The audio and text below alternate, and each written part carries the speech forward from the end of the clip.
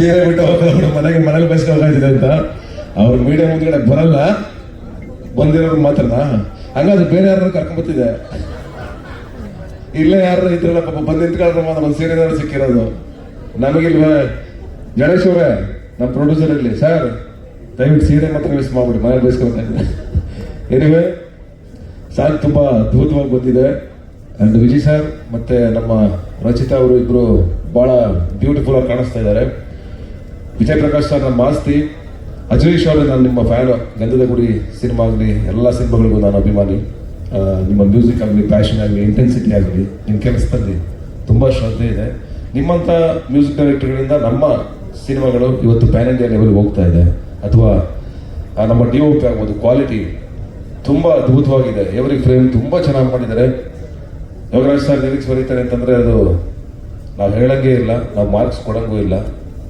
ನಾವು ಅವರ ಶಿಷ್ಯ, ಹಾಗಾಗಿ ನಾವು ಅವ್ರದ್ದು ಏನೋ ಚಿಕ್ಕ ವಯಸ್ಸಿಂದ ಅಂತಾರಲ್ಲ, ಆವಾಗಿಂದಲೂ ಅವ್ರ ಹಾಡುಗಳನ್ನ ಕೇಳ್ತಾ ಅವ್ರ ಬರವಣಿಗೆ ನೋಡ್ತಾ ಬೆಳೀತಾ ಬಂದವರು ನಾವು. ನಾನಾಗಲಿ ವಿಜಯ್ ಸರ್ ಆಗಲಿ ಅವರ ಗರಡಿಯಿಂದ ಬಂದವರು ಅಂತ ಹೇಳ್ಕೊಳಕ್ಕೆ ಯಾವಾಗ ಹೆಮ್ಮೆ ಆಗುತ್ತೆ ನಮಗೆ, ಆ ಖುಷಿ ಇದೆ.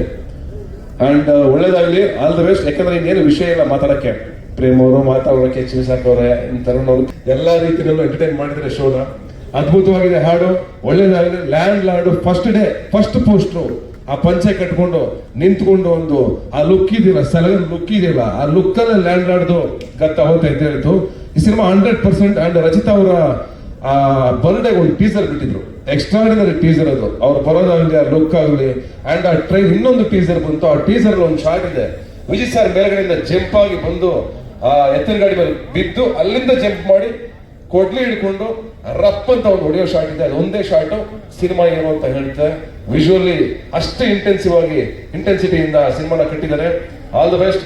ಲ್ಯಾಂಡ್ ಲಾರ್ಡ್ ಖಂಡಿತವಾಗ್ಲೂ ಗೆಲ್ಲುತ್ತೆ. ನಿಮ್ಮ ಒಳಗಡೆ ನೋಡಕ್ಕೆ ಸಾಧಾರಣ ಮನುಷ್ಯನ ತರ ಕಾಣ್ತೀರಾ ಜಡೇಶ್, ನೀವು ಯಾರ ಸಣ್ಣ ಹುಡುಗನ ತರ, ಮಗು ತರ ಕಾಣಿಸ್ತೀರಾ. ಅದ್ರ ಇಷ್ಟೊಂದು ಕ್ರೌರ್ಯ, ಇಷ್ಟೊಂದು ರೋಷ, ಆವೇಶ ಎಲ್ಲ ತುಂಬಿದೆ ಅಂತ ಗೊತ್ತಾಗಲ್ಲ.